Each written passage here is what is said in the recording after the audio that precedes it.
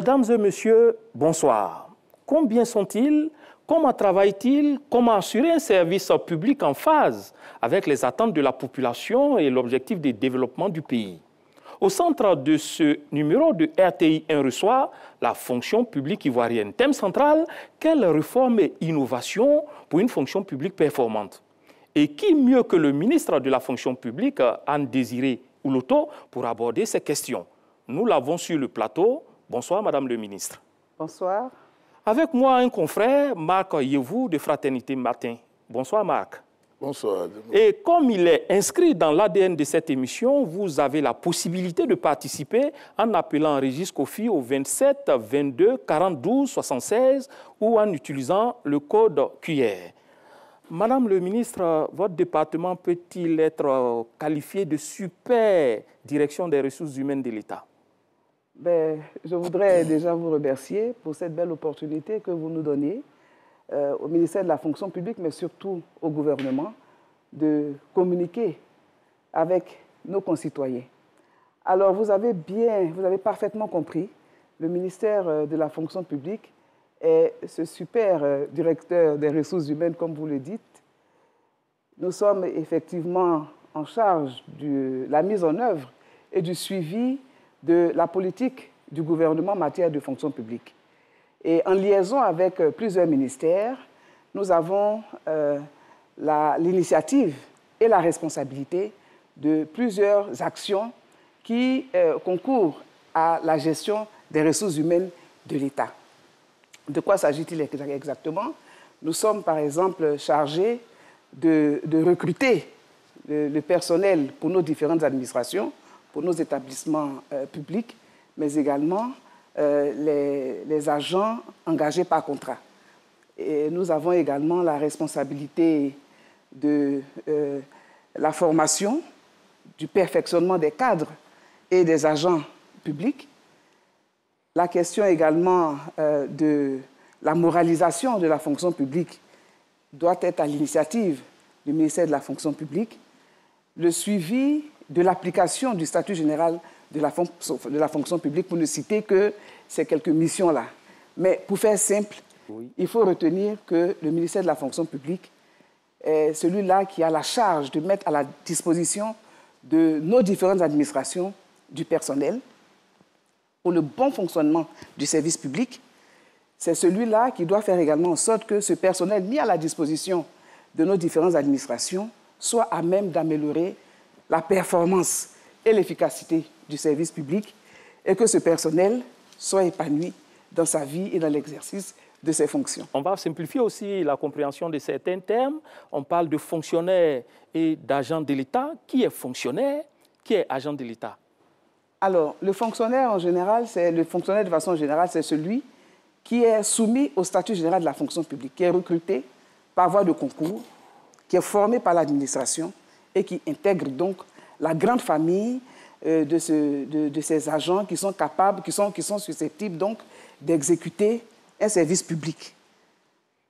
L'agent, en général, c'est celui qui est assimilé au fonctionnaire, qui est recruté par contrat, qui a un engagement par contrat, ou encore on parle des autres fonctionnaires qui ont des statuts particuliers, donc qui sont des agents de l'État. Voici de façon générale qui on appelle fonctionnaires et agents de l'État.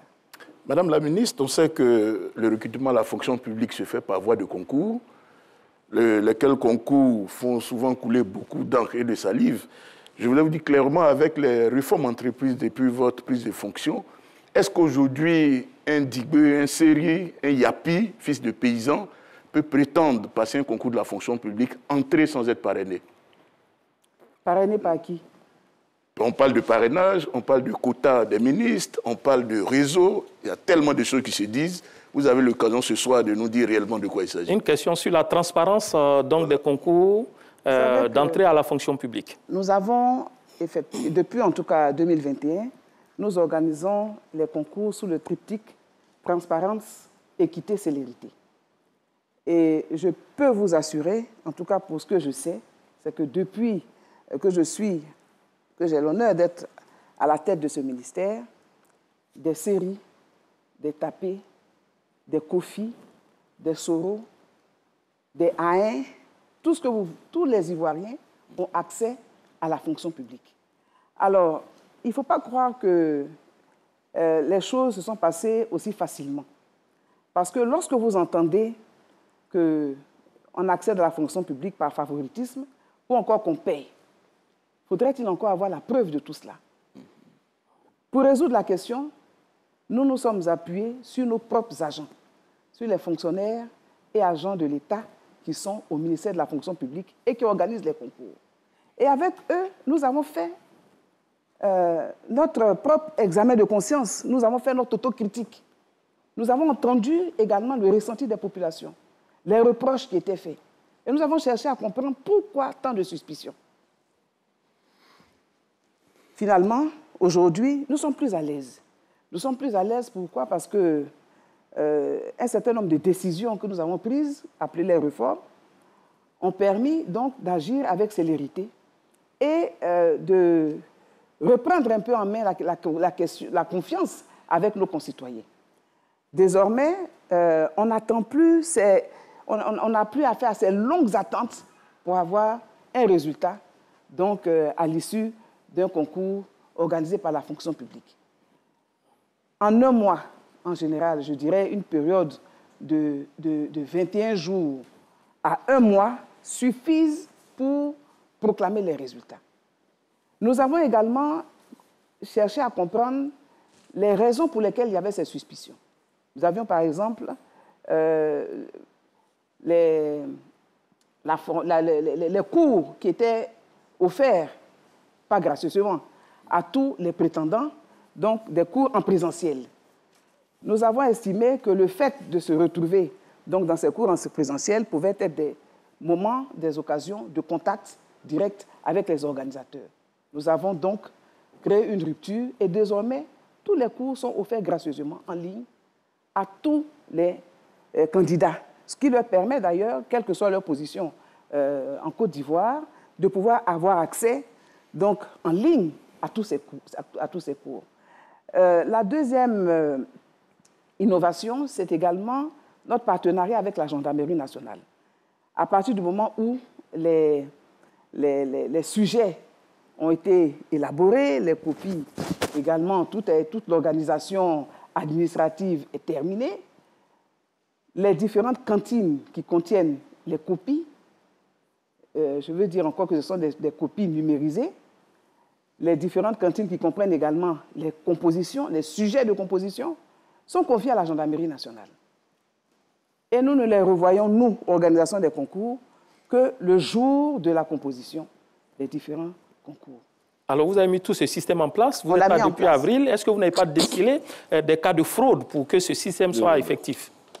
On a des cas de fraude, non, malheureusement. On a simplement découvert des cas regrettables de citoyens qui se sont laissés avoir par ce que j'appelle des vendeurs d'illusions. Nous avons premièrement dit aux candidats que toute liste que nous intercepterons, ces listes-là, seront automatiquement mises à notre disposition, de telle sorte que tous ceux qui se retrouvent sur la liste soient automatiquement exclus de ces concours. Et ces vendeurs de fraude, c'était dans vos rangs? Ces vendeurs d'illusions, pardon. On les a trouvés partout. On les a trouvés partout. Malheureusement, nous ne les connaissions pas au départ. Mais après la proclamation des résultats, c'est là que se pose le problème.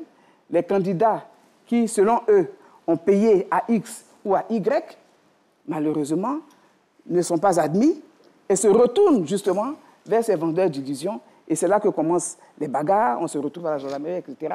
Mais que peut faire le ministère de la fonction publique dans ces conditions? Nous avons prévenu, nous avons sensibilisé pour dire ne donnez pas votre argent, ne donnez pas de ressources aux vendeurs d'illusions parce que plus jamais on ne peut payer pour entrer à la fonction publique. Et c'est établi. Donc ceux qui ont été interceptés sur les listes sont sortis. Ils ont échoué, malheureusement. Et puis voilà, aujourd'hui, nous sommes un peu plus tranquilles parce que de moins en moins, en tout cas cette année, je n'ai pas vraiment eu vent de l'existence de ce genre de procédure. Je pourrais indiquer aussi, par exemple, qu'au niveau de l'ENA, cette année, 3 étudiants, malheureusement, 3 élèves fonctionnaires, se sont laissés avoir, se sont retrouvés, donc interpellés par la police économique sur dénonciation naturellement de ceux qui ont payé. Ils ont été sanctionnés. Et aujourd'hui, ils sont sortis de l'ENA pendant que les camarades sont prêts à l'emploi. Hein? Ils font partie de la dernière promotion qui a été célébrée à l'ENA. Donc ce sont des choses, malheureusement, des pratiques anciennes, des pratiques mauvaises qui, aujourd'hui, ont été mises hors d'état de nuire, si je peux m'exprimer. Vous recrutez combien de fonctionnaires par an? Écoutez, à travers les concours? En recrutement nouveau, nous recrutons au niveau de la fonction publique, en général, entre 5 000 et 6 000 fonctionnaires. Cela dépend donc des besoins exprimés par les administrations. Justement, est-ce que ça satisfait les besoins? Nous avons également... C'est suffisant pour remplacer les postes vacants ou bien c'est plus?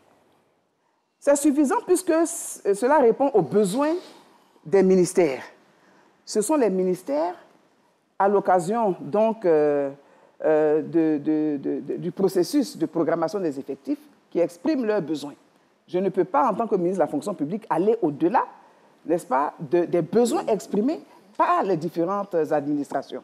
Donc nous devons rester conformes aux besoins exprimés par les administrations, parce que cela répond aussi à notre obligation de gestion de la masse salariale en liaison avec le ministère du Budget. Donc voilà, le ministre de la fonction publique, quelle que soit sa puissance, n'a pas capacité, donc la possibilité de décider de recruter cette année 10 000 nouveaux fonctionnaires, 20 000 nouveaux fonctionnaires. Non. Étant entendu qu'en interne, nous avons également des concours de promotion de fonctionnaires qui sont donc déjà en service dans notre administration, dans nos administrations, et qui aspirent donc à des promotions. Ils sont tenus et obligés de passer donc par voie de concours pour connaître ces promotions-là.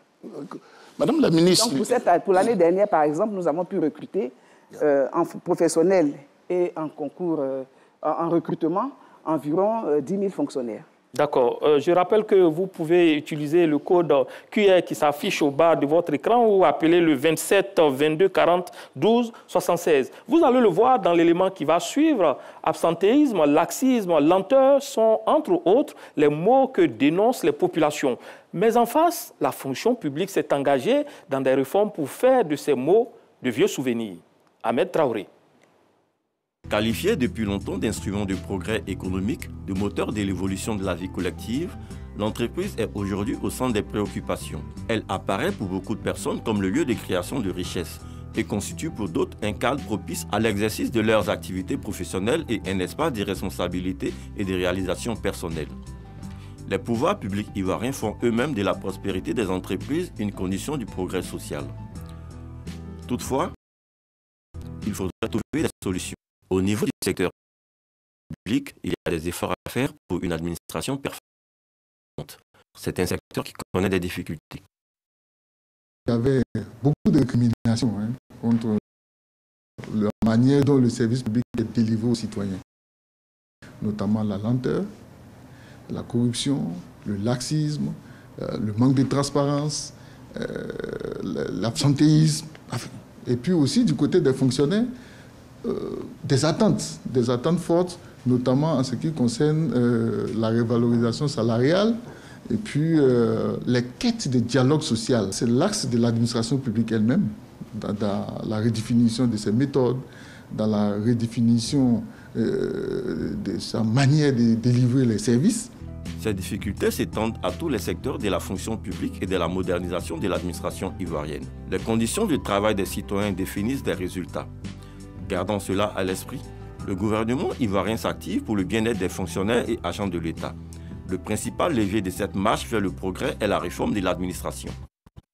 Marc, et vous? Oui, Madame la ministre, face à tous ces mots qui sont dénoncés, absentéisme, corruption et autres, quel mécanisme mettez-vous en place pour contraindre le fonctionnaire à aller à une obligation de résultat, un peu calqué comme sur le modèle du privé? Il n'y a pas de mécanisme particulier. Nous avons tout simplement décidé de revenir à nos fondamentaux et d'agir selon une vision. Cette vision du président de la République qui prône l'avènement d'un Ivoirien nouveau, par déclinaison, donc pour ce qui nous concerne, l'avènement du fonctionnaire nouveau. Et auprès de nos services, dans un cadre de dialogue, de concertation, de sensibilisation, nous faisons aujourd'hui la promotion du fonctionnaire nouveau. Et ce fonctionnaire nouveau, pour emporter les termes du président de la République, c'est un agent public qui est sérieux, qui est travailleur et qui est intègre. C'est son profil. C'est son profil.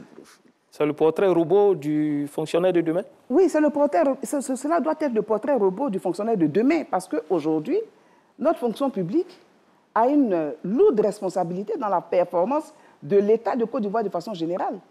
Nous avons de belles avancées, nous avons une belle trajectoire économique, nous avons aujourd'hui hissé la Côte d'Ivoire au rang, n'est-ce pas, des pays qui sont aux portes de l'émergence.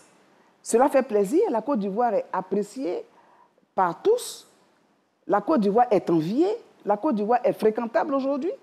Mais toutes ces politiques, toutes ces stratégies ont été bâties par qui?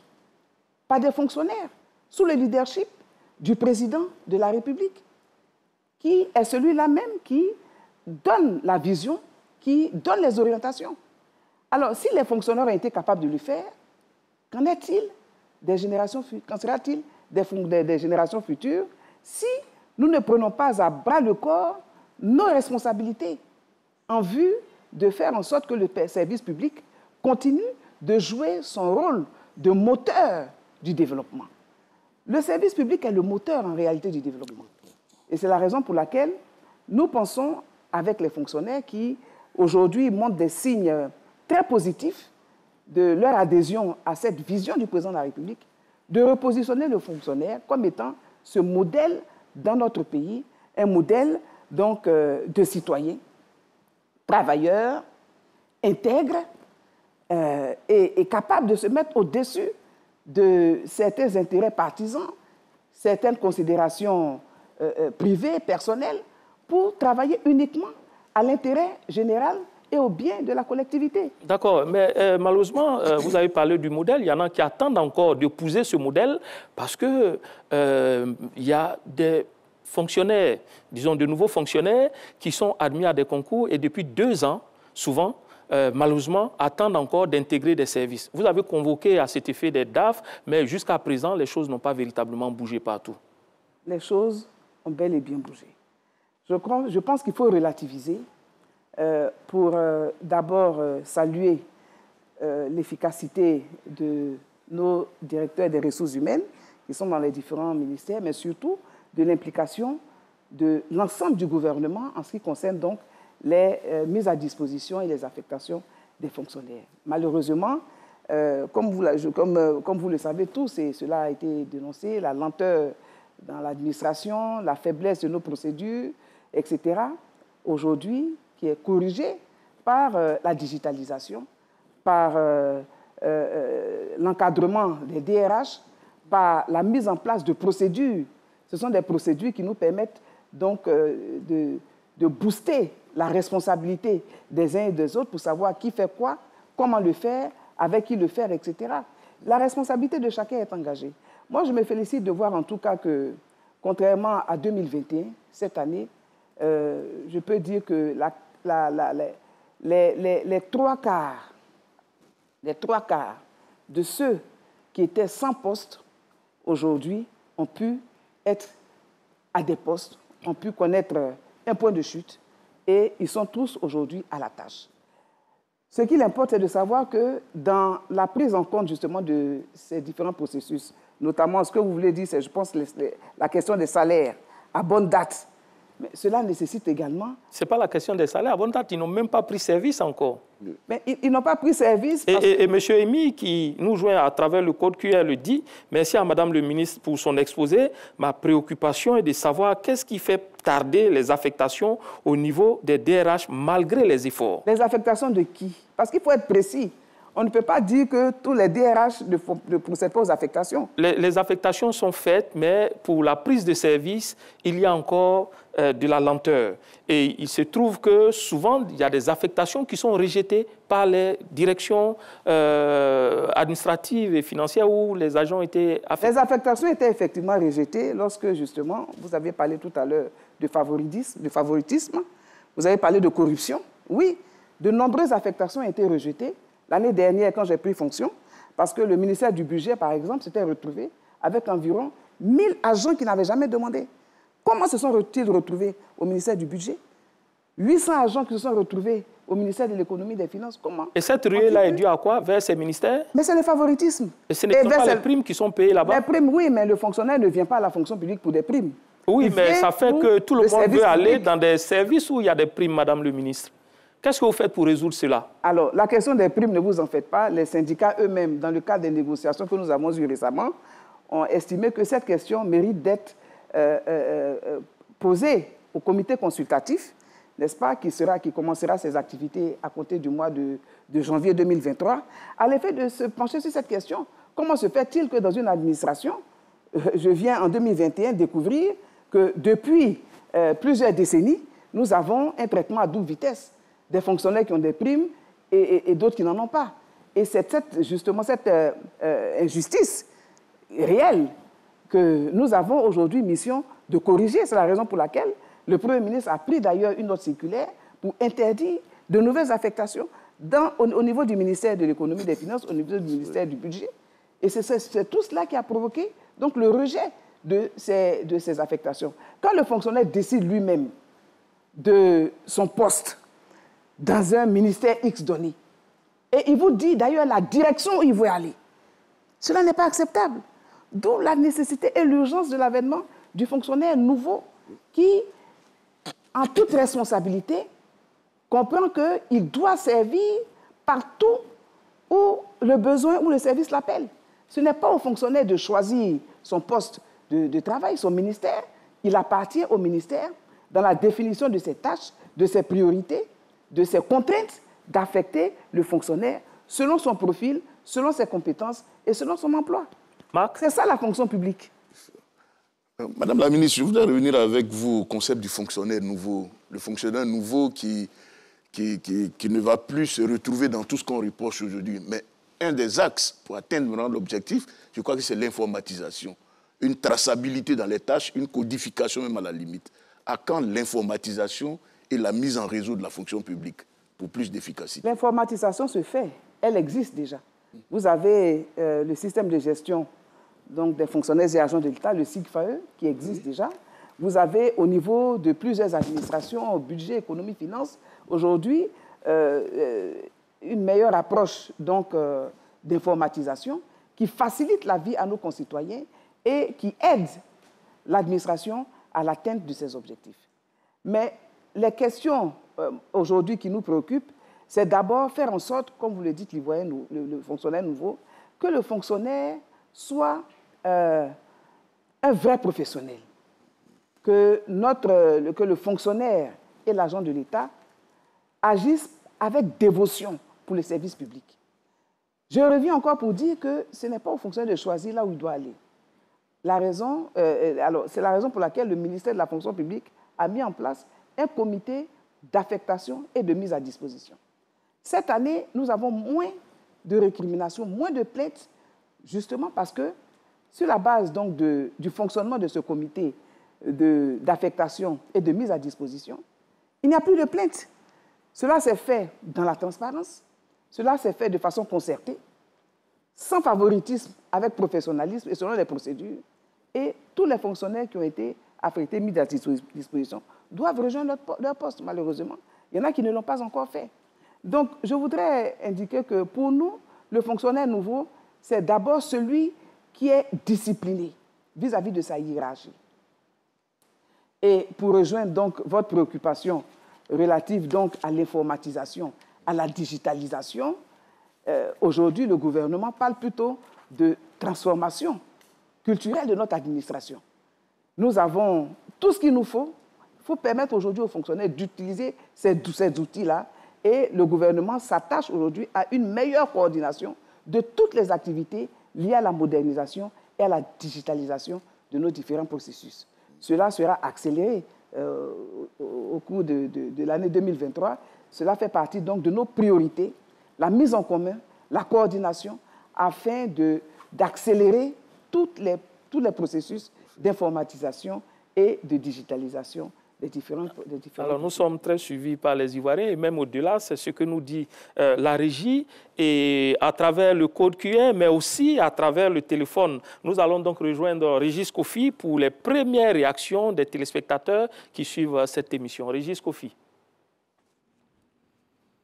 Bonsoir à toutes et à tous. On va y aller directement. Madame la ministre, à quand l'arrêté de nomination pour la promotion 2019? C'est la question de M. Soro qui nous appelle de Korogo.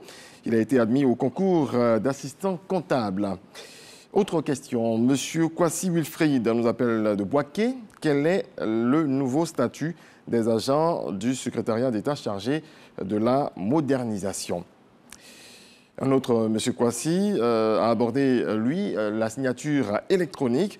Il voudrait savoir si, justement, cette signature est utilisée dans la production des arrêtés d'admission, puisque ces arrêtés tardent à venir, selon lui. Et puis, la question de ce téléspectateur qui requiert l'anonymat.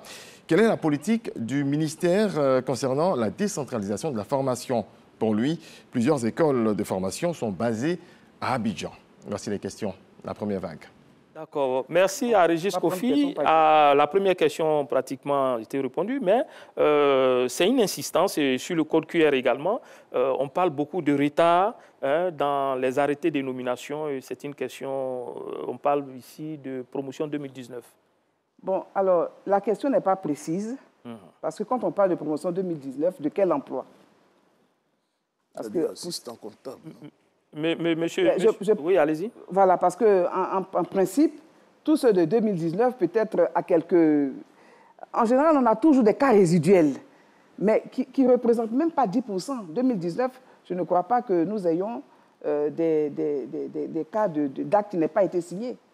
Est-ce que vous pouvez rassurer ces personnes, même si ce sont des cas résiduels, quand même, ce sont des personnes qui ont été recrutées sur la base de concours? Vous pouvez les rassurer que ça sera réglé et dans quel délai? Il faut d'abord que ces personnes saisissent le ministère de la fonction publique, qui a des procédures, qui a une direction générale qui est en charge donc des concours administratifs, en charge donc de la gestion de la carrière des fonctionnaires. Elles doivent s'adresser à qui exactement? À quelle direction? Nous avons d'abord un site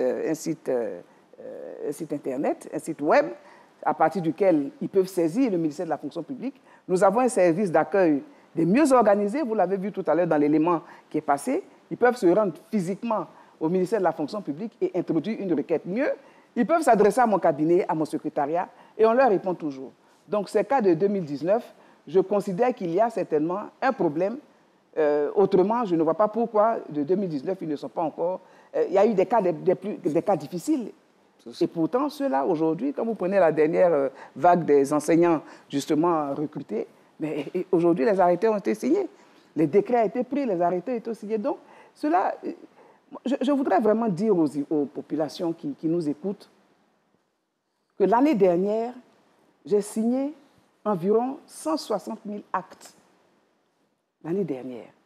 Et j'ai signé des actes, quelquefois de 2010, de 2011. Cette année, à la date donc, du 30 novembre, je pense que je suis à environ 135 000 actes qui ont été signés. Ça me permet de rebondir sur la signature électronique. Justement, nous avons lancé un pilote et à côté de 2023, nous allons donc passer à échelle. Alors, la signature électronique, c'est très délicat. On ne peut pas se lancer sans encadrer un peu les risques que cela peut encourir. C'est la raison pour laquelle, pour nous, il était important d'avoir un pilote. Et ce pilote est très réussi. À côté de 2023, nous passerons à échelle. Je voudrais les rassurer pour leur dire, si ces cas sont réels, il serait bien de nous saisir pour que nous puissions apporter une réponse. Mais de façon continuelle, le ministère met un point d'honneur à signer les actes. Aujourd'hui, il y a moins de récriminations. Celui de 2019 qui parle, moi je constate qu'il y a moins de récriminations sur notamment les derniers concours de 2021.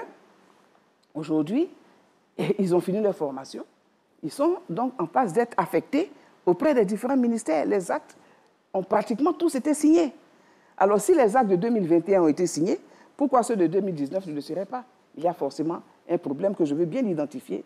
Et j'invite donc les citoyens à question de par sa position à Korogo, il peut nous saisir, il peut aller sur le site du ministère, poser son problème et il aura une réponse. C'est sûr qu'il le fera. Il le fera, je vous promets de vous faire un retour. J'attends d'ici à demain de recevoir donc, avec exactitude sa préoccupation. Une question sur la décentralisation qui vient d'être posée. Et puis, M. Koulibaly aussi sur le code QR qui parle des concours. Pourquoi les concours ne se passent pas dans toutes les draines? Les concours ne se passent pas dans toutes les draines parce que l'organisation des concours nécessite une allocation budgétaire que nous n'avons pas. C'est la raison pour laquelle nous avons fait des efforts pour essayer donc de faire, au-delà d'Abidjan, de choisir 9 localités à l'intérieur du pays afin de rapprocher nos concitoyens, n'est-ce pas, des salles de composition. C'est une préoccupation pour nous. J'aurais tellement voulu organiser des concours, non pas seulement dans les chefs-lieux des régions, mais dans tous les départements de Côte d'Ivoire. Je veux même organiser des concours en ligne pour que personne n'ait à se déplacer. C'est une question de processus. Malheureusement, cette approche, aujourd'hui, nous-mêmes ne nous met pas à l'aise parce que des efforts ont été faits, mais nous devons poursuivre. L'année dernière, aujourd'hui, 1 an et demi, qu'on nous permette donc de poursuivre nos innovations et vous verrez que nos concitoyens seront les plus heureux. Hein. C'est très difficile de pouvoir déployer toute une administration alors que nous n'avons pas la possibilité et nous recherchons environ 5 000 nouveaux fonctionnaires en fonction des attentes de nos concitoyens. Je voudrais indiquer que, d'ailleurs, pour permettre un meilleur accès à ce service donc, des concours, nous avons aujourd'hui ouvert des concours à la diaspora pour avoir des personnes qualifiées. Vous êtes allé si loin pour des gens qui attendent si près. Ah non, nous sommes allés si loin pour des emplois que nous recherchons ici. Et ces emplois nous avons ouvert donc, un lieu de composition, donc de recrutement à partir de Paris, qui a été donc la ville identifiée pour la diaspora, parce que nos frères de la diaspora sont aussi des Ivoiriens qui ont le droit d'avoir accès à la fonction publique. Ce sont des Ivoiriens qui, de par leur position, ont un certain nombre d'avantages, exercent déjà dans certains pays et sont qualifiés pour répondre aujourd'hui aux attentes, notamment dans certaines administrations telles que le ministère de la Santé, qui recherche donc des personnes qualifiées pour servir dans tous les nouveaux centres de santé, les hôpitaux qui sont ouverts. Aujourd'hui, vous voyez tous les efforts qui sont faits par le gouvernement, mais il faut que nous soyons capables donc d'améliorer les plateaux techniques et d'offrir des services dans toutes ces CHU, dans tous ces CHR, dans tous ces centres de santé qui sont ouverts ça et là, partout à l'intérieur du pays. Vous allez aujourd'hui à Odiéné, il n'est pas évident que vous ayez un cardiologue. Si vous allez aujourd'hui à Mans, il n'est pas évident qu'à Mans, vous ayez donc un bon radiologue. Alors qu'aujourd'hui, tous nos hôpitaux en région sont en construction ou en amélioration de plateaux techniques avec du matériel de pointe, de dernière génération. Nous avons des Ivoiriens qui ont fait des études à l'extérieur, qui servent donc dans ces hôpitaux, dans ces grands centres de santé, et qui ont quelque chose à apporter nous n'allons pas en Europe pour aller chercher des agents administratifs. C'est bien, ça permet de comprendre. Non. Oui, tout à fait. C'est vrai, il y a des besoins qualifiés. Oui, à Odiéné, il n'y a pas de cardiologue et tout. Mais en même temps, il y a des engorgements dans des bureaux à Abidjan. Tout le monde veut rester à Abidjan. Comment se fait le redéploiement ou bien l'occupation spatiale efficiente des agents de l'État? Je voudrais apporter un additif. En fait, c'est un peu le cas du secteur éducation-formation. Pendant qu'on cherche des enseignants dans les salles de classe à l'intérieur du pays, nombreux sont ceux-là qui sont dans d'autres administrations, qui délaissent les classes et qui sont dans d'autres administrations. Cette question va trouver une solution. Voilà. Quelle est la situation et quelle solution proposez-vous pour ramener ces personnes-là dans les salles de classe là où il faut. Alors, pour résoudre déjà la question de la mise à disposition et des affectations, à Abidjan et partout à l'intérieur du pays, nous avons mis en place justement ce comité d'affectation et de mise à disposition qui travaille sur la base de la cartographie donc des emplois des fonctionnaires et agents de l'État, mais surtout sur la base des besoins exprimés par les administrations. Plus de favoritisme, plus de clientélisme, dans la transparence et de manière objective, le personnel sera au fur et à mesure redéployé partout où besoin sera. Mais à côté de cela, il faut sensibiliser. Il faut sensibiliser, j'en appelle encore une fois, donc, à l'avènement du fonctionnaire nouveau, qui sait qu'en venant à la fonction publique, il vient répondre à la nécessité de servir avec loyauté, avec responsabilité, qui vient servir son pays dans l'intérêt général et non pour ses intérêts personnels. À partir de ce moment-là, le fonctionnaire sera apte à les servir partout où besoin sera. Ça, c'est la première, assurance que je pourrais vous donner. La seconde assurance, relativement à la question des enseignants qui se retrouvent en administration centrale. Nous avons également mis le doigt sur cette question qui date de bien longtemps. Nous nous sommes posé la question de savoir, mais pourquoi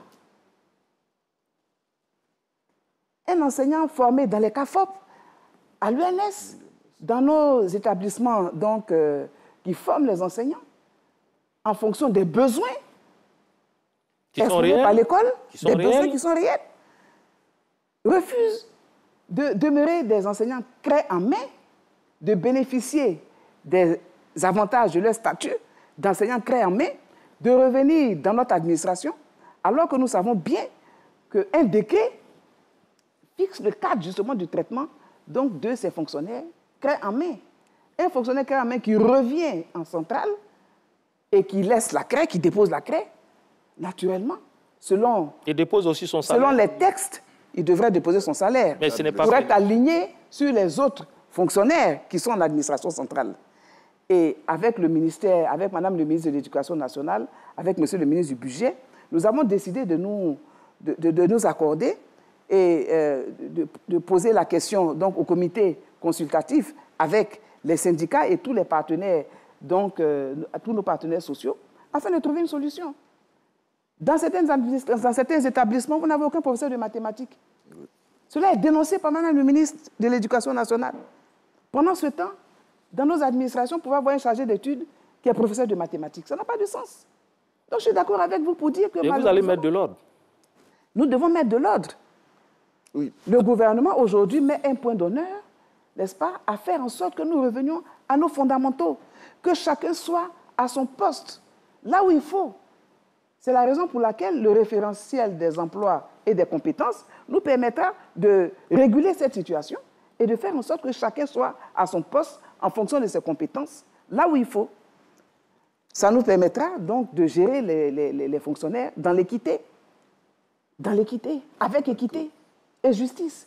Ce n'est pas acceptable que quelqu'un qui a été formé... Vous savez, quelquefois, je suis même directement sollicité par des nouveaux enseignants qui sortent des CAFOP, qui sortent de l'ENS et qui viennent dire « Madame le ministre, je veux venir au ministère de la fonction publique ». Ce n'est pas acceptable. Donc, vous avant de passer à la deuxième partie.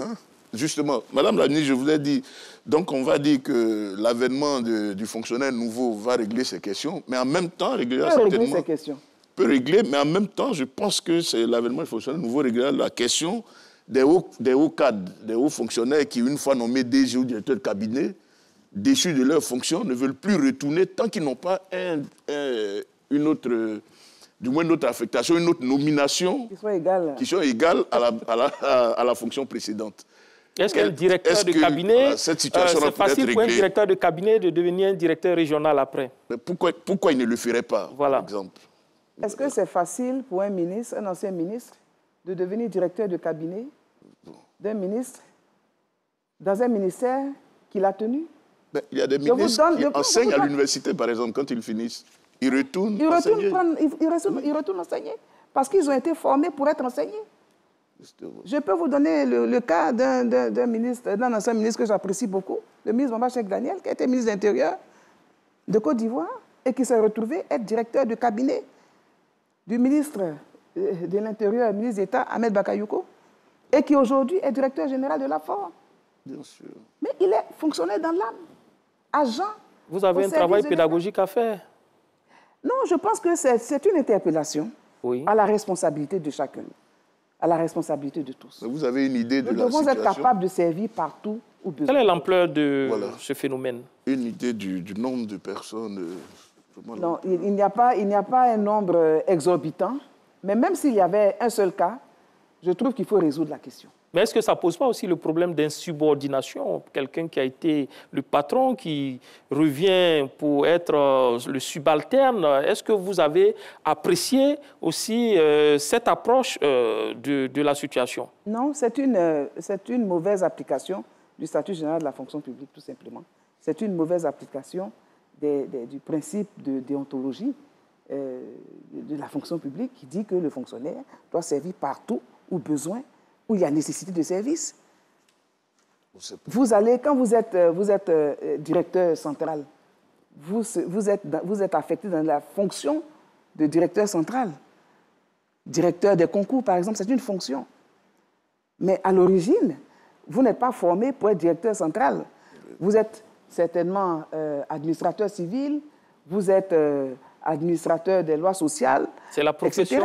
C'est pas la fonction. C'est l'emploi. Oui, l'emploi. C'est l'emploi. Et donc, ne pas se faire de fixation sur la fonction, sur le poste qu'on occupe momentanément. Non, on est appelé, écoutez, ce sont les nominations. Tout à fait. Mais lorsque vous avez fait vos études, vous êtes allé à l'ENA pour être administrateur civil, vous n'avez pas été nommé, vous avez passé un concours. Oui. Vous avez suivi la formation et vous êtes sorti à l'issue de votre formation administrateur civil. Dans ce cas, par la suite, vous êtes sous-préfet, vous êtes employé, vous êtes par exemple en service en tant que chargé d'études. Vous pouvez aller comment les contraindre en fonction de votre profil. Les nouvelles nominations. Est-ce qu'il y a des mesures disciplinaires qui peuvent les contraindre à revenir dans la fonction publique et occuper leur fonction normalement? Des mesures disciplinaires, oui. Nous avons un conseil de discipline. Mais je considère que, en tant que super directeur des ressources humaines de l'État de Côte d'Ivoire, il nous faut plutôt une approche participative et faire en sorte que les mentalités changent, que les mentalités évoluent. Si quelqu'un qui a été directeur central ne l'est plus et qu'il est aujourd'hui donc à la disposition d'une direction, pourquoi pas? Mais nous devons évoluer. Le ministère de la fonction publique, en liaison avec certains ministères, réfléchissent justement pour voir comment est-ce que nous pouvons innover en créant des pôles, n'est-ce pas, d'experts au sein de notre administration. Parce que ces hauts fonctionnaires qui ont assumé ces hautes responsabilités, aujourd'hui, ont acquis une certaine expérience, une certaine expertise qui leur permettra peut-être certainement de mieux accompagner donc, le fonctionnement des ministères dans l'élaboration des politiques, des stratégies, des études, etc. Donc, nous allons, je pense, évoluer sur la question pour faire en sorte que ces personnalités, ces hauts cadres puissent servir dans le cadre donc, de cadres spécifiques, de cadres techniques, afin d'apporter une expertise aux différentes administrations. D'accord, monsieur. Mais il n'en demeure pas moins que lorsque vous sortez d'un poste de direction, cela ne veut pas dire que vous n'êtes plus compétent pour exécuter des missions dans le cadre de l'emploi pour lequel vous avez été formé par l'État du Côte d'Ivoire. D'accord, M. Yves aussi qui dit pourquoi avoir recours aux contractuels dans certains ministères alors que des fonctionnaires attendent faute de place? Alors, d'abord, je voudrais indiquer que lorsque dans la fonction publique on a recours à des experts, à des contractuels, c'est pour résoudre un problème. Nous avons besoin de compétences, en principe, que nous n'avons pas. Ou alors, nous avons besoin d'effectifs insuffisants. Les contractuels également font partie aujourd'hui d'un processus pour assainir également ce secteur-là. Vous savez, il y a des personnes, par exemple, qui sont dans nos ministères depuis 10, 15 ans. 20 ans en tant que contractuel. Mais c'est humainement difficile de dire à ce citoyen, du jour au lendemain, nous n'avons plus besoin de vos services.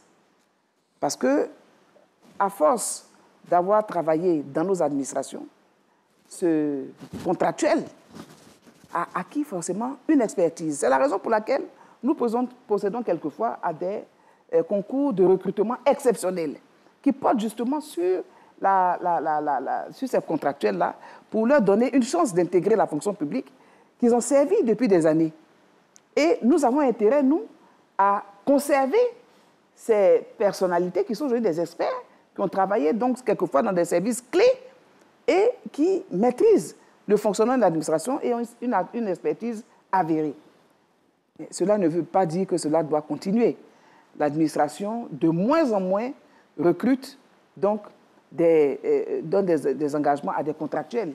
Quelquefois, vous avez des fonctionnaires, on peut aussi aborder la question, qui sont admis à faire valoir leur droit à la retraite, que nous retenons pour 1 année, 2 années. Pourquoi?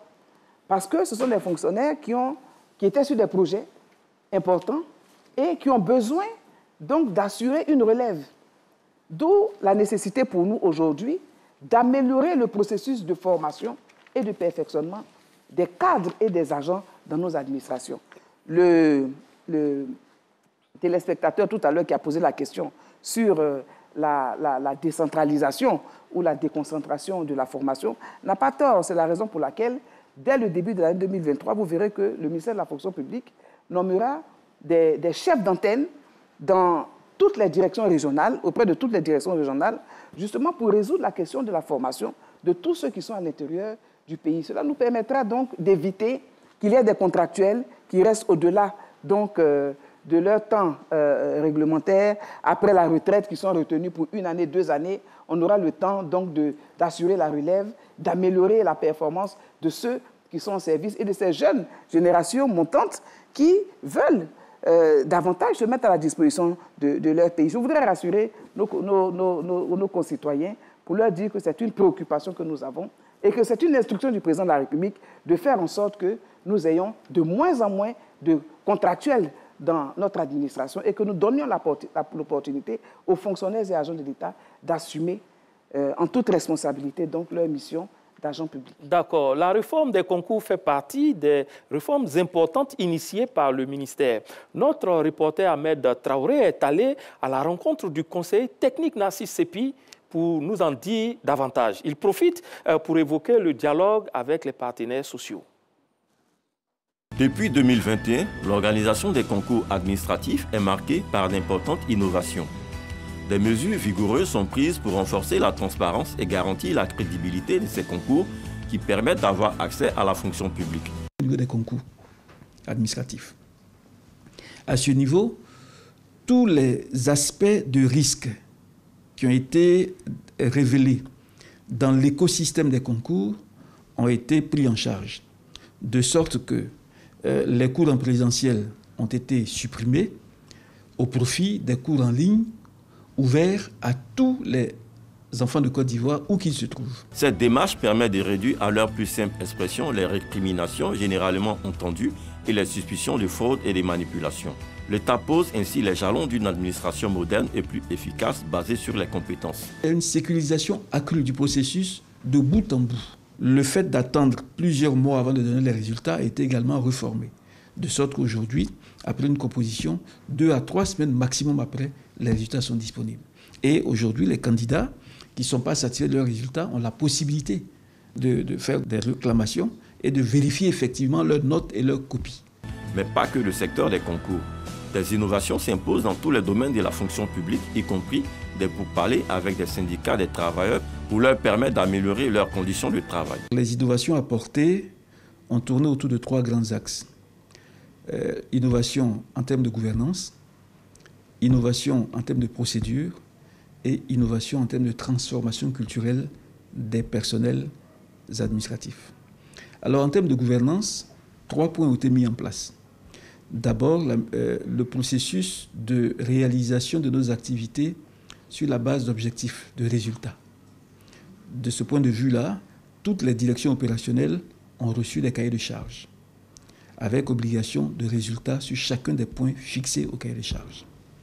Deuxième élément, modernisation des procédures et formalisation donc de ces procédures.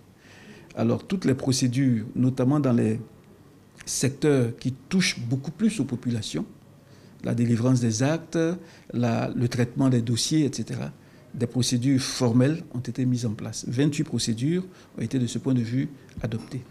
Troisième élément, la moralisation. Un code d'éthique et de déontologie a été adopté et donc mis en opérationnalisation. La ministre Anne Oloto a fait savoir que les réformes apportées au sein de son département s'inscrivent dans l'ambition du chef de l'État de bâtir une administration publique moderne, efficace et professionnelle. Une administration porteuse des valeurs citoyennes et républicaines. Voilà, cet élément vient confirmer tout ce que vous avez dit sur ce plateau. L'entrée à la fonction publique par voie de concours avec les réformes qui ont été entreprises. Mais il y a aussi la réinsertion. La réinsertion des fonctionnaires exilés. Combien étaient-ils et comment l'opération s'est-elle déroulée, Madame Anne Oloto? Réintégration. Je pense qu'au nom de la paix, ce sont des citoyens fonctionnaires qui se sont retrouvés hors du pays et malgré les nombreuses interpellations qui ne sont pas rentrées, qui ont été malheureusement sanctionnées par le Conseil de discipline et quelquefois même radiées des effectifs. Mais au nom de la paix, ces fonctionnaires qui ont regagné la Côte d'Ivoire depuis quelques années, jusqu'à cette année, en 2022, nous avons enregistré également l'arrivée de fonctionnaires anciennement vivant donc hors du pays, exilés, comme on le dit. Ils ont été tous réintégrés. Je voudrais indiquer que nous avons, par exemple, environ une soixantaine qui a été réintégrée et qui est régulièrement payée. Il y en a plusieurs parmi eux qui sont en poste, qui travaillent régulièrement, qui sont payés.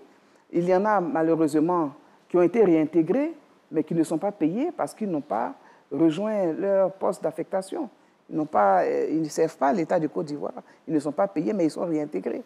Je profite de cette tribune pour leur demander donc, de se présenter au directeur des ressources humaines de leurs différents ministères d'origine pour prendre fonction, pour se mettre au service de l'État de Côte d'Ivoire.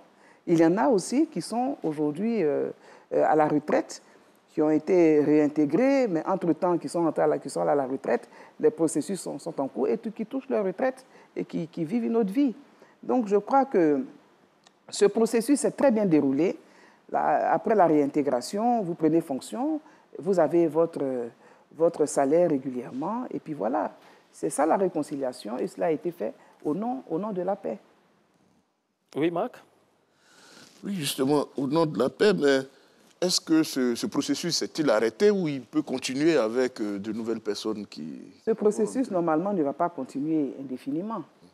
Il n'y a plus aucune raison que nous ayons des exilés. Et d'ailleurs, les Nations Unies ont décrété que la Côte d'Ivoire n'a plus d'exilés. C'est terminé. Donc, en principe, à compter de la fin de l'année 2022, et c'est le délai qui a été donné, à compter de la fin de l'année 2022, plus aucun fonctionnaire ne devra venir se prévaloir de sa position d'ex-exilé pour réintégrer la fonction publique. Je lance encore une fois un appel à travers donc, cette tribune pour demander à tous ceux qui sont fonctionnaires, exilés ou non, ou présents en Côte d'Ivoire, mais qui, dans le cadre donc, de la crise post-électorale que nous avons connue, ne sont pas donc, en poste, je leur demande de prendre la tâche dans les meilleurs délais avec le ministère de la fonction publique pour leur réintégration. D'accord. Passé le 31 décembre 2022, il n'y a vraiment aucune raison. Tous ceux qui étaient en exil sont revenus. C'est un ultimatum. L'ex-président Laurent Gbagbo est revenu. M. Charles Blé Goudé est revenu. Voilà. Ils sont tous revenus. D'accord. Pourquoi doit-on rester encore hors du pays? Non. Il faut revenir, le pays vous attend, il faut venir travailler. Et quand on revient, le temps de travail à la fonction publique, c'est de 7h30 à 16h30. 16h30 avec une heure de pause. Avec une heure de pause, et du lundi au vendredi, un temps d'ailleurs qui a été défini par le Premier ministre d'alors, Alassane Ouattara, absolument, parce que c'était jusqu'au samedi. Maintenant, c'est du lundi au vendredi. Et il se trouve qu'il y a un problème quand même d'absentéisme. D'ailleurs, il y a eu un conseil des ministres, il y a 3 semaines à peu près, qui a pris des sanctions contre certains fonctionnaires qui ont été épinglés. Comment vous comptez résoudre ce problème d'absentéisme au sein, dans vos rangs, Madame le ministre? Madame, surtout les vendredis, pour compléter, surtout les vendredis. Voilà, où tout le monde perd un parent. Le phénomène des levées de corps à la fonction publique. Mais ce n'est pas qu'à la fonction publique, c'est tous les Ivoiriens qui sont au lever de corps en fin de semaine. Mais quand on est fonctionnaire et qu'on a... Peut-être que c'est plus facile à la fonction publique, pas dans le privé. C'est plus facile de dire à son collègue qu'on va y vous à 9 heures, on ne revient plus. Je pense que les fonctionnaires qui vous écoutent ont conscience que cela doit changer. Et c'est la raison pour laquelle nous espérons vivement l'avènement du fonctionnaire nouveau, celui-là qui va se départir des pratiques anciennes, décriées par nos populations, des pratiques qui n'honorent pas donc l'État de Côte d'Ivoire, qui n'honorent pas notre administration publique. Il n'est pas question pour un fonctionnaire qui est payé donc, régulièrement de s'absenter selon son bon vouloir. Nous avons des horaires de travail que nous devons respecter et je pense que les choses vont changer. Les choses vont changer pourquoi? Parce que nous allons renforcer notre système de contrôle des présences au poste. D'accord. Voilà, je vous coupe pas, M. Koulibaly Zakaria a dit à ce propos, à quand le démarrage du contrôle de présence des fonctionnaires à l'aide du biométrique? Mais c'est fait, le gouvernement a donné son autorisation au ministère de la fonction publique et ce processus va démarrer immédiatement. Immédiatement, c'est quand? C'est maintenant. Ça a démarré? Ben, attendez, vous verrez. D'accord, on prend rendez-vous. Ne vous pressez pas, nous sortons du Conseil il y a à peine 2 semaines. D'accord. Non, mais écoutez, c'est une priorité. Hein. Quand on parle d'avènement du fonctionnaire nouveau, ce n'est pas une vue de l'esprit. C'est une instruction du président de la République. C'est une instruction du chef de l'administration. Et je pense que les fonctionnaires en ont conscience. Il faut leur permettre, donc, en toute responsabilité, de revoir le rapport au travail. Et moi, je leur fais confiance parce que j'ai fait l'expérience au ministère de la fonction publique depuis avril 2021. Les mêmes qui étaient accusés de favoritisme, les mêmes qui étaient accusés de corruption, aujourd'hui, l'ambiance est tout autre. Ce ne sont pas des extraterrestres que je suis allé chercher pour venir travailler avec moi à la fonction publique, non. Ce sont les mêmes qui sont là et qui, du coup, ont changé d'approche.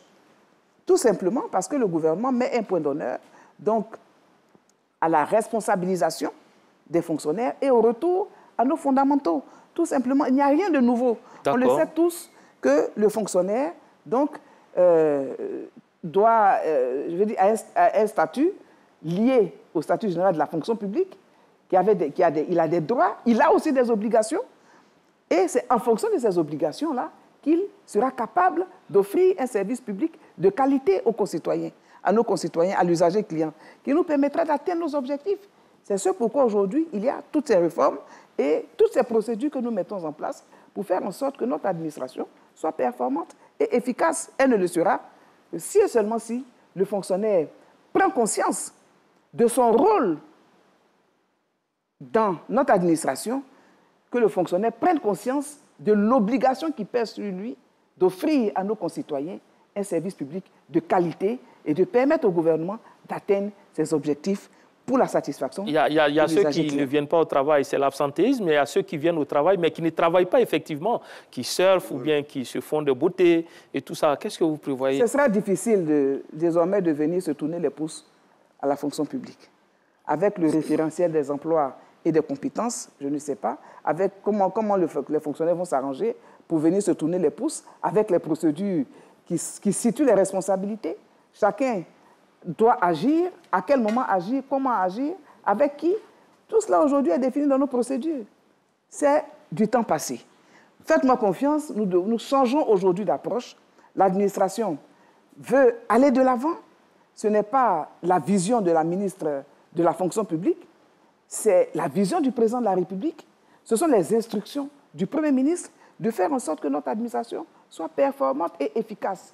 Elle ne le sera qu'avec les fonctionnaires eux-mêmes, en justement leur permettant donc de changer d'approche, de changer de mentalité et d'aider à la transformation culturelle de cette administration. Les Ivoiriens vous ont entendu. Nous partons avec Régis Kofi qui a une série de questions. Régis, on vous écoute. Ben oui, on va démarrer avec M. Doumbia Mamadou qui nous appelle de Korogo. Pourquoi les documents des fonctionnaires, notamment arrêtés, décrets et autres que vous signez, Madame la Ministre, mettent souvent du temps pour être numérisés. Parlant justement du temps, M. Soro nous appelle de Guiglo. Il nous apprend que 178 personnes admises au concours de conseiller pédagogique du primaire et du préscolaire 2020 ne sont pas encore prises en compte, tandis que certains de la même promotion sont en exercice. Madame la ministre, comment expliquez-vous le long délai d'attente des nouveaux fonctionnaires pour percevoir leur premier salaire? La question de M. Hatsé qui nous a joint de la France. Et puis on en vient à la question de M. Koné Daouda. Quelles sont les conditions pour l'octroi des dérogations dans la présentation des concours professionnels de la fonction publique? On termine avec la question de Madame Touré. Madame Touré qui décrit le comportement de certains fonctionnaires. Beaucoup font, selon elle, du commerce sur leur lieu de service. Dans l'élan du fonctionnaire nouveau que prône la ministre, quelles sont les actions qui seront posées en ce sens? Voici le lot de questions. Merci à vous, Régis Kofi. Monsieur, une intervention de Korogo. Pourquoi les documents des fonctionnaires mettent du temps, les documents que vous signez vous-même mettent du temps à... Il a parlé des décrets. Ce n'est pas moi qui signe les décrets. Moi, je ne signe que les arrêtés. Les décrets sont signés par le président de la République.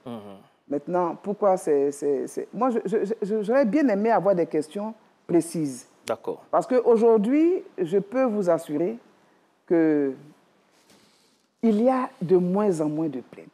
Quand je suis arrivé en 2021, je rappelle, en 2021, j'ai eu des tonnes et des tonnes d'actes qui n'avaient pas été signés depuis quelquefois 2010. Ce qui veut dire que tous les ministres qui se sont succédés ont passé et ont pris beaucoup de temps à signer. Mais pourquoi? Mais parce qu'il y a une accumulation. Et aujourd'hui, nous sommes en train d'évacuer progressivement.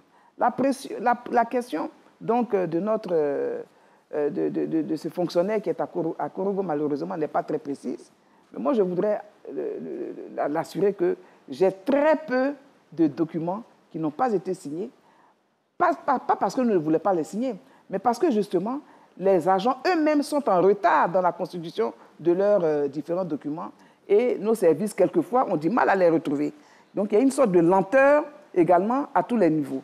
Je voudrais les inviter à agir avec célérité également pour la mise à disposition des actes qui leur sont demandés. On ne signe pas un document pour signer un document. Il y a un certain nombre de vérifications qui doivent se faire. Vous savez, quand on organise des concours, sur la base donc, de certains diplômes qui nous sont mis à disposition par les candidats, mais vous êtes déclaré admis sous réserve de la vérification de vos diplômes.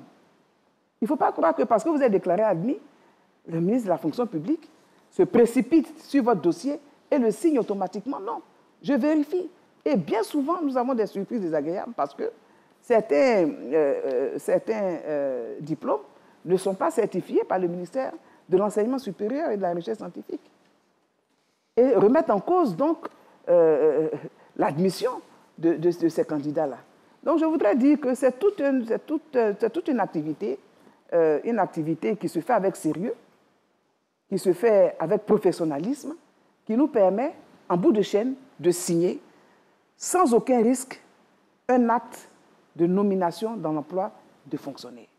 Donc je voudrais que les concitoyens également nous permettent d'agir avec responsabilité, signer oui, mais pas à n'importe quel prix. Parce que dès lors que j'aurai signé, qu'est-ce que j'aurai donc comme manœuvre pour dire que j'ai signé en 2020, en 2021, mais en réalité, je me suis trompé, le fonctionnaire n'avait pas un diplôme donc en bonne et due forme. Non. Il y a des cas de fraude. Donc, je voudrais que mes services continuent donc, de travailler avec sérieux pour nous permettre de signer sans aucun risque les différents actes. Et encore une fois, la question manque de précision. Voilà, une question aussi. Guiglo, 178 admis de 2020. Qui ne sont pas prises en compte. Je pense que vous avez plus ou moins répondu à cette question. J'ai répondu à cette question. S'adressant à vos services. Une question de l'Hexagone. Je voudrais indiquer, lorsque nous organisons un concours, c'est parce que nous avons besoin de compétences. Nous avons besoin de pouvoir à certains postes dans notre administration. Mais pourquoi voulez-vous que pendant que nous avons des besoins, nous faisons appel donc à des citoyens au niveau professionnel, en matière de concours professionnel ou de recrutement nouveau. Et puis, nous ne sommes pas pressés donc, de les mettre à disposition de nos administrations. C'est quand même paradoxal. D'accord. Il y a forcément un problème. Une question de l'Hexagone qui vient de la France. Comment expliquer le délai qui est long pour obtenir le premier mandatement? Bon, je comprends que ça vient de la France, mais sinon, ici, tout le monde sait que désormais, les fonctionnaires sont payés dans les 3 mois. Oui, ça a été... c'est un nouveau succès. Prouvé. Oui, ça a été prouvé. Bon, donc j'invite M. Hatsé à venir de temps en temps à Abidjan. Voilà une question sur la moralisation de la vie publique, dans la fonction publique. Madame Touré, qui dit beaucoup de fonctionnaires font du commerce au travail. Oui, je dis retour à nos fondamentaux. Oui. Respecter le statut général de la fonction publique qui interdit aux fonctionnaires, en dehors donc d'exercer des activités lucratives à titre privé. C'est une contrainte. Je le dis souvent. Ce sont des réalités dans nos administrations, madame. Malheureusement, mais en tout cas, au niveau de la fonction publique, je pense qu'ils se cachent aujourd'hui dans mon bâtiment. Ils doivent se cacher. Mais cela fait aussi partie de la rigueur. Malheureusement, ces fonctionnaires-là, s'ils sont pris, bon, ils seront traduits devant le conseil de discipline. Donc, je pense qu'avec, vous savez, avec nos centrales syndicales aujourd'hui, nous avons un nouveau paradigme. Et je sais que je peux compter sur leur implication pour sensibiliser le fonctionnaire en vue de l'avènement du fonctionnaire nouveau. Vendre dans un bureau fait partie d'une pratique mauvaise et d'une pratique ancienne qu'on ne doit plus rencontrer dans notre administration. D'accord. Ce n'est pas acceptable. Madame la ministre, je voudrais évoquer avec vous la question des fonctionnaires fictifs dans la gestion des effectifs à la fonction publique. En son temps, le ministre Niamien parlait de plus de 8500 fonctionnaires fictifs qui n'avaient pas été notés par leur hiérarchie. En 2013, on parlait de 3000 qui ont 2 matricules, qui émargent à la fonction publique et dans le privé. C'est une question qui revient souvent. Quelle est la situation des fonctionnaires fictifs aujourd'hui dans l'administration? Et puis, le profil, c'est qui le fonctionnaire fictif en réalité? Quel est son profil? Alors, je pense que c'est une approche qui avait commencé à être prise en main depuis, je pense, 2012, la question des fonctionnaires fictifs. Cette situation, je pense, a été due à la longue crise que notre pays a connue, avec le manque de rigueur, avec les recrutements massifs qui ont été faits dans notre administration entre 2002 et 2010. Il ne faut pas se le cacher, il faut le reconnaître. Il y a eu un gros désordre. Aujourd'hui, si ce processus a démarré, vous l'avez dit, le ministre Cissé Bakongo, le ministre Niamien Konan, mais alors, et c'est toujours la même gouvernance. En 2022, on ne peut plus parler de fonctionnaires fictifs comme on parlait de fonctionnaires fictifs en 2012, en 2013, en 2014, en 2015. Progressivement, il y a eu donc une amélioration de l'environnement et un assainissement de notre écosystème. Non, aujourd'hui, on ne peut pas parler de fonctionnaires fictifs. Moi, je parle plutôt de fonctionnaires qui ne sont pas à leur poste de travail, de fonctionnaires donc, qui sont payés à ne rien faire. Et je crois que le nouveau challenge, c'est de faire en sorte que nous puissions continuer par le contrôle des présences, identifier ceux qui ne sont pas à leur poste et qui devront répondre de leurs actes devant le conseil de discipline. Des sanctions seront forcément prises. D'accord. On va parler un peu des conditions de travail. Si vous voulez, le cadre du travail est aussi une préoccupation. Les locaux sont souvent surpeuplés. Des agents n'ont pas de bureau. En termes d'équipement, qu'est-ce que vous prévoyez pour que le fonctionnaire travaille vraiment dans un cadre adéquat, agréable et qu'il donne le meilleur de lui-même? Je vous l'ai dit d'entrée, le ministère de la fonction publique doit tout mettre en œuvre pour que nos fonctionnaires soient épanouis. Épanouis au travail, épanouis chez eux. Alors, en ce qui concerne la fonction publique, le ministère de la fonction publique, mais également plusieurs administrations, vous allez voir déjà qu'il y a eu des initiatives fortes pour le rayonnement de nos locaux à Abidjan et à l'intérieur du pays. Des réhabilitations de bâtiments, des constructions de directions régionales, de bâtiments nouveaux, justement pour faciliter l'épanouissement des fonctionnaires. Mais je voudrais avouer que depuis plusieurs décennies, les bâtiments affectés donc, aux fonctionnaires de Côte d'Ivoire n'ont pas augmenté. Et pourtant, le nombre de fonctionnaires a considérablement augmenté. Comment faire en sorte que ce personnel-là travaille dans de bonnes conditions? On a exactement combien de fonctionnaires agents de l'État aujourd'hui? 266 000 environ au 30 novembre 2022. Alors, c'est un vrai problème. Mais je voudrais me réjouir de la prise en main de ce problème par M. le ministre de la Construction, qui, en tout cas, promet tout mettre en œuvre pour faciliter la mise à disposition de bâtiments, mais qui doivent être des bâtiments publics. Parce que ce à quoi nous assistons aujourd'hui, c'est que bien souvent, nous utilisons des bâtiments privés pour y loger nos services.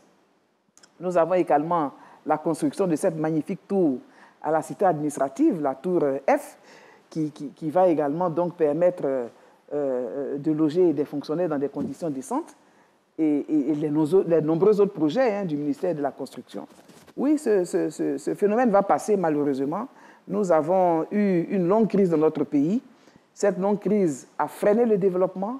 Aujourd'hui, avec l'avènement du président Ouattara à la tête du pays, je pense que dans un délai, dans un horizon de 2 à 3 ans, les fonctionnaires seront dans de bien meilleures conditions. En matière d'équipement, oui. Vous avez parlé d'équipement informatique, équipement roulant. De gros efforts également sont faits par le gouvernement pour que le fonctionnaire soit mobile, pour que le fonctionnaire se rapproche davantage de nos concitoyens et permette au gouvernement d'atteindre ses objectifs. De gros efforts ont été faits. En 2021 à cette année, au niveau de la fonction publique, ce sont plusieurs véhicules qui ont été mis à la disposition des directeurs des ressources humaines, des directeurs centraux. La mobilité aujourd'hui est plus aisée et nos services sont pratiquement tous informatisés. Récemment encore, nous avons reçu donc, du PNUD, des bornes tactiles pour nous permettre de recueillir le ressenti des populations en vue de l'amélioration de la qualité du service public. D'accord. Avant la dernière articulation de cette émission, on n'a que 5 minutes à peu près. Vous avez obtenu la trêve sociale. Vous avez raccourci les délais dans la gestion des débuts de carrière. Les fonctionnaires ont eu de nombreux avantages financiers et sociaux. Vous êtes apparemment un ministre heureux. Quel est votre secret, madame?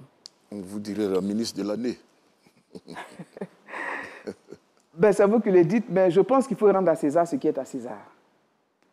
Ce ministre de l'année, en réalité, est le bras d'un gouvernement, est une exécutante d'une vision, celle du président de la République, qui, lui, avait son idée. Pendant que nous discutions avec les syndicats, j'avoue que nous avons mis un point d'honneur à établir la confiance avec les syndicats. L'ambiance a été fraternelle, elle a été vraiment formidable. Mais cela a été possible parce que, justement, le président de la République nous avait suffisamment exprimé sa volonté de faire en sorte que ces fonctionnaires soient épanouis. Je vous l'ai dit, cela fait partie de nos missions, que les fonctionnaires vivent épanouis. Le président de la République, en bon père de famille, a pris la pleine mesure de la situation économique mondiale, de la situation vécue par l'ensemble des pays et par nos populations. Il a pris également la pleine mesure de la volonté des fonctionnaires, en réalité, d'accompagner l'action gouvernementale. Et aujourd'hui, je pense qu'avec la première trêve sociale, nous avons tous bénéficié d'une atmosphère beaucoup plus calme, d'une sérénité du gouvernement qui lui a permis d'avoir de bonnes avancées. Et nos populations en ont été très heureuses. Les fonctionnaires, les syndicats centrales et fêtières sont des citoyens qui aiment leur pays et qui veulent aussi apporter leur contribution. En tout cas, moi, je me félicite d'avoir un chef de l'État, un président de la République comme le président Ouattara, qui a bien compris la préoccupation donc, de ses fonctionnaires et qui a apporté des réponses à leurs préoccupations.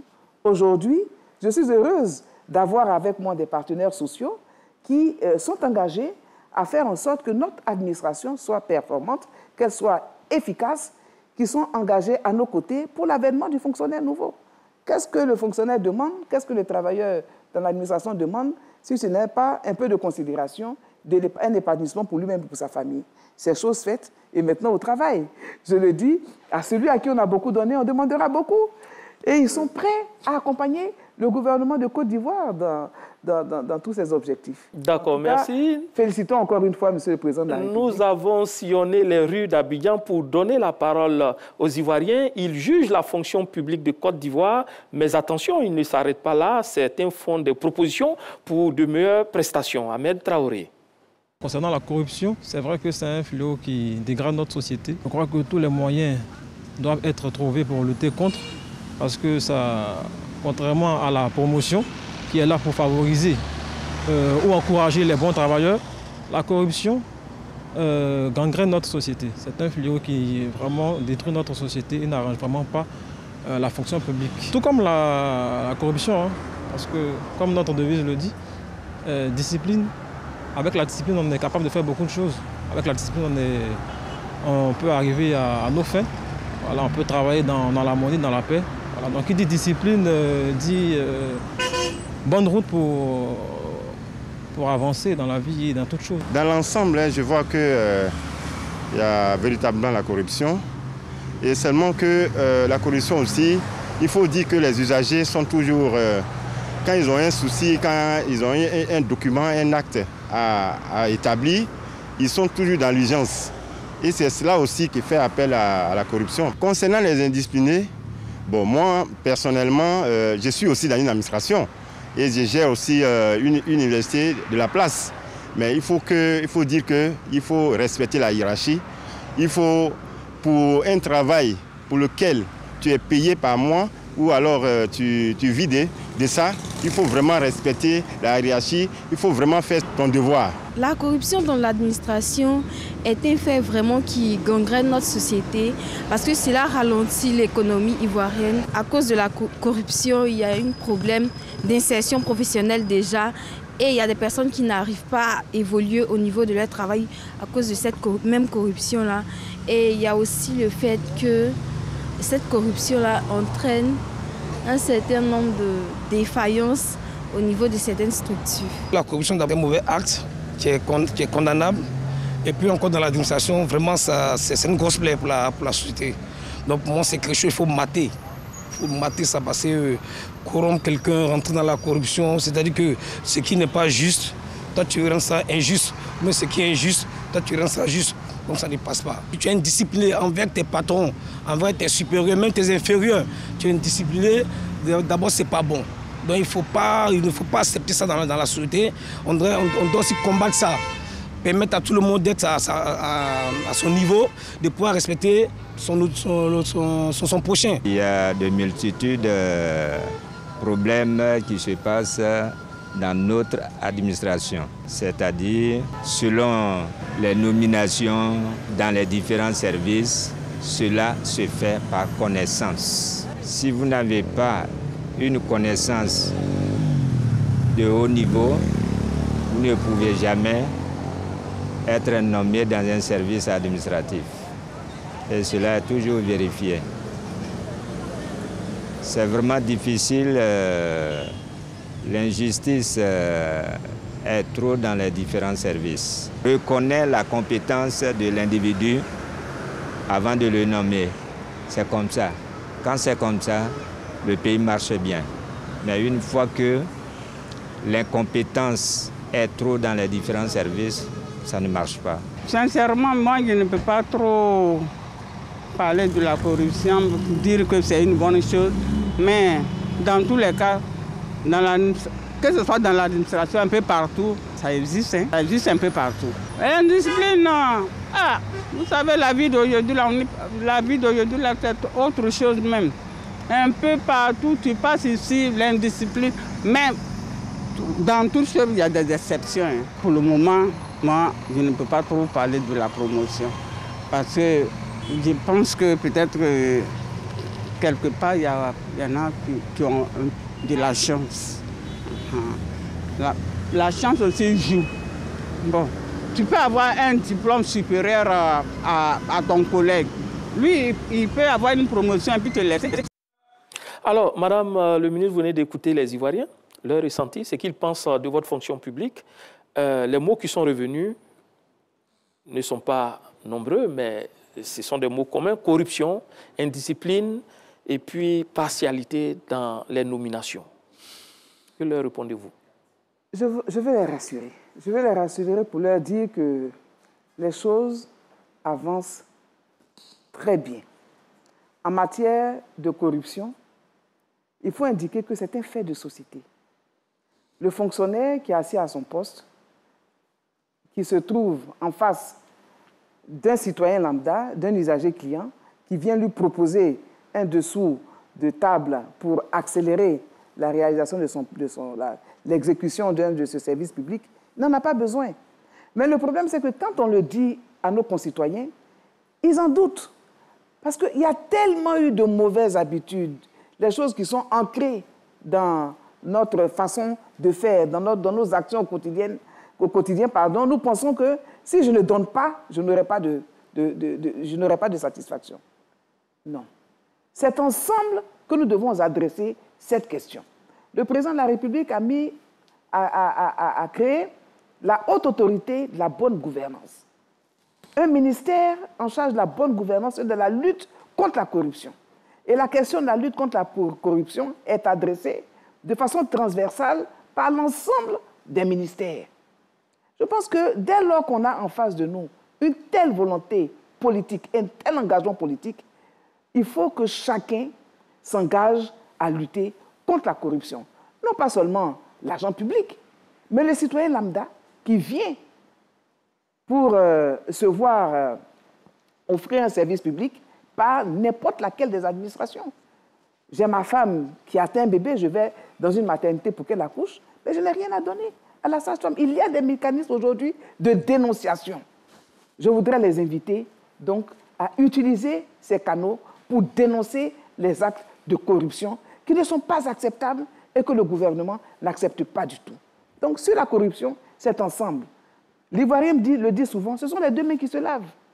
Nous, au niveau de l'administration publique, nous combattons la corruption et je voudrais que les citoyens croient également donc, en nos initiatives de lutte contre la corruption et accompagnent le gouvernement et non continuer de s'engager pour, n'est-ce pas, faire survivre cette mauvaise pratique, cette pratique ancienne. Dans toutes les sociétés, vous avez souvent des tentatives de corruption. Mais nous devons dire non à la corruption. Je refuse de payer pour un service qui est gratuit. Dans tous les cas de figure, les agents aujourd'hui agissent avec des procédures. Donc, qu'ils prennent votre argent ou non, il est obligé de s'exécuter. Il y a aujourd'hui, dans nos différentes administrations, des mécanismes de suivi et d'évaluation qui identifieront les mauvais fonctionnaires. Donc, vous n'avez pas besoin de donner quoi que ce soit à qui que ce soit. Il faut dénoncer, refuser de donner. Et vous aiderez l'administration à combattre la corruption. Marquez-vous. Alors, sur la question du favoritisme dans les nominations, j'aimerais bien intervenir également sur la question. Vous savez, les Ivoiriens, souvent, j'ai le sentiment qu'on ne mesure pas suffisamment les avancées. Aujourd'hui, pour les nominations dans l'administration publique, il y a un comité présidé par le Premier ministre chargé donc, des nominations. Et le Premier ministre veille à ce que ces nominations-là soient impartiales, objectives et qu'elles portent sur tous les citoyens du pays. Les nominations ne se font pas à la tête du client. Les nominations se font en fonction des compétences. Au mérite. Au mérite. Et le président de la République peut récuser une nomination qui lui est proposée. Le Premier ministre peut récuser une nomination qui lui est proposée. Aujourd'hui, est-ce que vous pouvez, en entendant mes collaborateurs à la fonction publique, dire qu'ils sont incompétents? Non, ils ne sont pas incompétents. Ils sont compétents. Ils ont eu donc la possibilité de montrer à la nation que nous sommes capables de changement, que nous pouvons faire des réformes et les mettre à exécution, que nous pouvons améliorer l'organisation des concours, que nous pouvons accélérer la signature donc, des actes des actes administratifs, et ainsi de suite, que nous pouvons améliorer la qualité du service, la qualité de l'accueil. Aujourd'hui, dans les administrations, il y a une démarche pour améliorer l'accueil, pour sensibiliser et encourager nos fonctionnaires donc, à changer de paradigme, à changer de mentalité et à exécuter leur mission dans les règles de l'art, conformément au statut général de la fonction publique et à la déontologie de la fonction publique. Cela est visible, mais l'héritage est lourd. Les pratiques anciennes ont été tellement pratiquées, les populations ont été tellement habituées à tout cela, et aujourd'hui ont été gagnées par le découragement en disant « ça ne va pas changer ». Si, ça va changer. Si, ça change. Ça change, et nous le voyons aujourd'hui dans la majorité des services. Des sanctions sont prises. Je peux donner l'exemple au niveau du ministère de la Santé, où des agents se permettaient de revendre en interne des médicaments, des poches de sang, etc. Ces agents ont été identifiés, ont été pris sur le fait, ont été sanctionnés. Les choses sont revenues à la normale. Mais la surveillance continue. La vigilance doit continuer avec la participation donc, de nos concitoyens. Alors, il faut faire confiance au gouvernement. Le gouvernement du président Alassane Ouattara est un gouvernement au travail et qui travaille pour tous les Ivoiriens. Et chaque Ivoirien, chaque citoyen, chaque responsable dans l'administration qui a droit à une nomination est nommé. Il y en a qui sont surpris d'être nommés, posez-leur la question, tous ces directeurs centraux, etc. Quelquefois, qui ne connaissent... Alors, si vous prenez au niveau de la fonction publique, je ne connaissais pas le directeur général de la fonction publique, je l'ai confirmé. Tous les conseillers techniques, je ne les connaissais pas. Il y en a que j'ai trouvés, je les ai pratiquement tous trouvés là d'ailleurs. Je les ai nommés avec satisfaction. Ils me donnent satisfaction. Et ils sont vraiment aujourd'hui, ils sont très compétents. Et je suis satisfaite de ce qu'ils font. Pourquoi jeter le discrédit sur un gouvernement qui veille à cela? Il faut bien identifier plutôt les bonnes avancées, encourager le gouvernement. Et je veux également rassurer nos concitoyens en leur disant que celui qui est compétent, qui mérite d'être nommé, est nommé dans notre administration. Marquez-vous. Madame la ministre, je voudrais revenir un peu sur les mesures exceptionnelles du président de la République, les fonctionnaires. Après la fête, après les remerciements, mais certains fonctionnaires estiment qu'au lieu d'aller sur la base des avantages liés au logement, au transport, à la location familiale et autres, ils auraient voulu une revalorisation des indices qui aurait eu un effet sur les salaires de base. Parce que c'est le véritable problème de la fonction publique. Une revalorisation des salaires de base qui aurait une incidence sur la retraite que tout le monde prépare. Qu'est-ce qui est prévu pour cela? Est-ce qu'on peut s'attendre à une revalorisation des salaires de base à la fonction publique? Mais je ne sais pas si votre informateur vous a également indiqué que... Vous travaillez sur le nouveau statut aussi, c'est ça? Le nouveau statut... Ça doit prendre cela en compte? Le nouveau statut général de la fonction publique qui est désormais qui a été adopté par le gouvernement et qui sera donc déposé sur la table du Parlement, de l'Assemblée nationale et ensuite du Sénat, va nous permettre donc d'avoir certaines avancées dans justement la gestion de la carrière de nos fonctionnaires. Mais pour revenir à votre préoccupation, je voudrais indiquer que déjà depuis la première trêve sociale, votre informateur aurait dû vous dire que tous les 2 ans, ils ont un avancement automatique, tous les fonctionnaires. Oui, si, ça cela a une incidence sur le salaire. Alors, ce qui a été proposé, c'était donc la revalorisation sur la base des indices. Le gouvernement a demandé qu'une étude soit réalisée justement en vue de l'amélioration éventuelle de la grille salariale. Cette étude n'a pas été réalisée. Et avec les centrales effectuaires syndicales, nous en avons convenu et cette question a été donc reversée au dossier qui sera soumis très prochainement donc au comité consultatif de la fonction publique en vue donc de la réalisation de cette étude par les services compétents et par la suite on verra. Il faut savoir que dans la question du traitement des fonctionnaires, l'inconfort du gouvernement, c'est la question des 2 poids 2 mesures. Pourquoi avoir créé depuis plusieurs années déjà en arrière des primes pour certains fonctionnaires et pas pour d'autres fonctionnaires? C'est toute cette question dans sa globalité qui mérite d'être revue, qui mérite d'être examinée par nous tous, par l'administration certes, par le gouvernement, mais également avec nos partenaires sociaux. On ne peut pas résoudre un problème et laisser prospérer d'autres. Il faut que cette situation soit réglée de façon globale, de manière à ce que, définitivement, les fonctionnaires soient gérés dans leur traitement avec équité et égalité. D'accord. Dernière question, Madame le ministre. La fonction publique, on le sait, est un catalyseur de création de richesses, un accélérateur de développement. Avez-vous le sentiment que vous êtes en train de réussir cette mission? Votre réponse aura valeur de conclusion. Le gouvernement est en train de réussir cette mission, oui. Le gouvernement, aujourd'hui, repositionne l'administration publique comme le catalyseur de la croissance de façon générale de notre pays. C'est la raison pour laquelle l'avènement du fonctionnaire nouveau s'impose et devient une exigence, une urgence pour tous. Regardons simplement l'embellie économique. Regardons aujourd'hui la joie de vivre des Ivoiriens. Les Ivoiriens sont contents de leur administration, même s'ils dénoncent certaines mauvaises pratiques. Les gouvernements, les Ivoiriens sont contents des grandes avancées, de la construction des infrastructures, de l'accompagnement de la jeunesse, de l'accompagnement des femmes. Regardez, dans un pays où les fonctionnaires et agents de l'État célèbrent le président de la République, c'est inédit.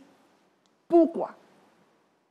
Mais parce que justement, il y a une grande satisfaction au niveau des fonctionnaires et agents de l'État, et avec eux, leurs familles qui s'en réjouissent. Imaginez aujourd'hui la facilité de circulation dans le pays. Les Ivoiriens mesurent bien cela et sont bien contents. Regardez aujourd'hui toutes les initiatives en matière de lutte contre la pauvreté, en matière d'emploi des jeunes, etc. Les Ivoiriens sont contents. Pour porter tout cela, nous avons besoin d'une administration dynamique et de fonctionnaires à la tâche, de fonctionnaires nouveaux, travailleurs, intègres, de fonctionnaires sérieux, pour changer de paradigme, de fonctionnaires qui vont redonner à notre administration, non pas seulement son lustre d'antan, mais sa dignité, sa fierté. Et c'est donc un mot de fin pour dire à nos fonctionnaires et agents de l'État qu'ils ont une chance inouïe, celle de servir la nation. Ne sert pas la nation qui veut. Ils sont tous des élus de la nation.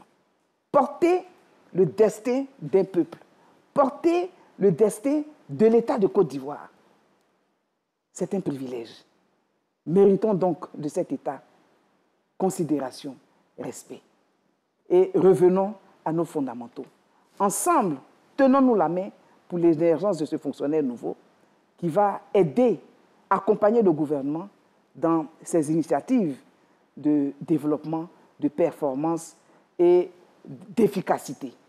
C'est à cette fonction publique, à cette administration publique que je rêve et je reste convaincu qu'avec le leadership du président de la République, avec l'engagement des fonctionnaires, avec l'engagement de nos syndicats, avec l'engagement de tous les partenaires sociaux, nous y arriverons.